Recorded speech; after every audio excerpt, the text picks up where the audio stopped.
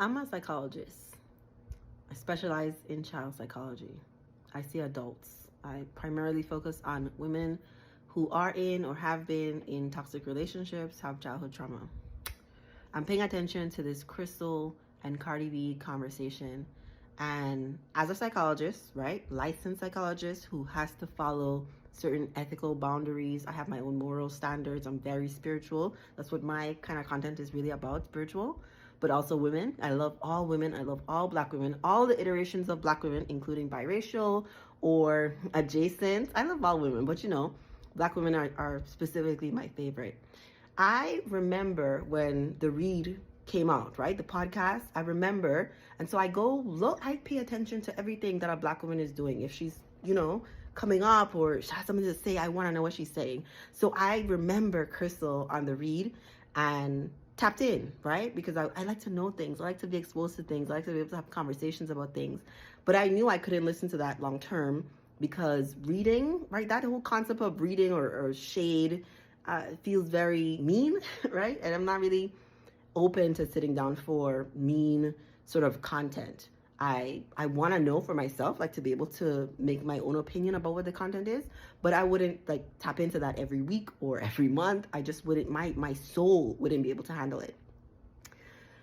A point that I bring up often in my content is that I got pregnant when I was 17 and no one ever called me dumb to my face.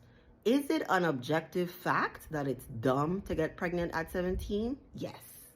Yeah, I think so. If I look back, I don't recommend anyone get pregnant at 17. I strongly recommend women to be married before they have a child, or at least financially secure or aware of the circumstances, doing things intentionally by choice. I had an unplanned pregnancy, right, when I was 17. And I am very careful about how I talk about celebrities, people online. I do talk about people online, but I'm very careful because the God in me, right, little g God in me loves people so much that I don't, it's just not, I can't dehumanize people. I can't talk about people as if they're objects outside. Like, it's me. If we're talking about people, we're talking about ourselves. Like, we're talking about humanity. We're talking about flaws.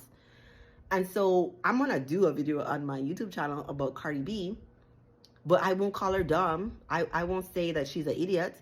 Will I agree with some women who do say that about her online? I'm like, you're not lying, right? You're not lying when you say that. But I just would never be able to engage in that kind of discussion around women, especially when we have to factor in the context of patriarchy, the fact that we're talking about Black men and how Black men are just struggling in so many things. And so if you combine the two, Black women and Black men in America, you're bound to have a lot of trauma, a lot of conflict, and that children are born into that sort of conflict, right? Most children are born into one-parent households. I don't think that's like a negative thing per se, right? There's a lot of statistics around single parent households. I pay most attention to happy mothers lead to happy children. I do not think Cardi B is happy, right? I know she has the money, but I do not think she's happy. But I do think there's a way to talk about people online that doesn't strip them of their humanity, that doesn't make it sound like you know them. I don't know Cardi B. I'm not going to talk about her like I know her. Like, I always add in, whenever I'm talking about a celebrity, we don't know these people. We're not in their lives. It's not the day-to-day. Half of what we see might not even be real. We have to, I think it's important to include those contexts and not to necessarily talk about them like they're our neighbor. And if we're talking about them like they're our neighbor and we know them, wouldn't we want to lovingly call them in versus shame them and call them out and call them all sorts of derogatory words? Because is that helpful? Like, is that helpful? Me being 17, I'm pregnant. You wanted to call me dumb because I'm 17, I'm pregnant. Okay, you're not wrong. How does that help me moving forward? Are you giving me the education? Are you giving me the support? Like, are you empowering me in any sorts of way with the poor decision that I made?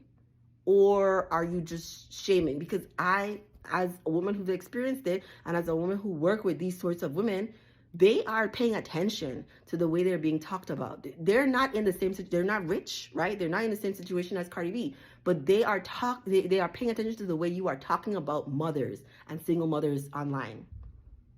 And it makes it even harder for women like that to ask for help. Isn't that what we would want though?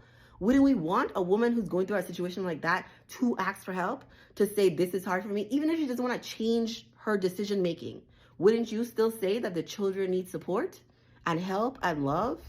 So I mean, there were women in my life who stood up for me, who made it so that my son could be amazing, right? Could surpass whatever statistics that typically happens for a child who's born from a single mother. Wouldn't you want people to show up like that in Cardi B's life? And wouldn't that be a more fruitful conversation than about how dumb the decision was? The decision was dumb. Objectively, that's true. And then what? And then what? Women have babies every day for ain't shit, no good men that they should have never had a baby for. We're all brainwashed in this system. Some of us further along than others. I tell people I'm just a little bit further along than other people in this journey. It doesn't mean I'm better than anybody. I still need love and tenderness and grace. And so I extend that to people, including Cardi B, who's just a woman like all of us. Are you a woman? Like all of us, trying to figure it out in this system that's set up against us. But still, she's achieved a certain level of success. So I don't know. I hate the way she's being talked about online. I do. I do. I feel like it does hurt other women, but I get it.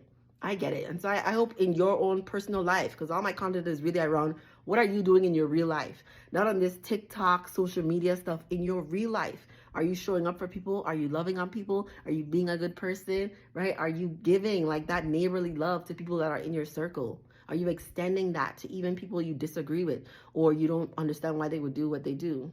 Is that something you're doing? Or you just gossiping about people online? Okay.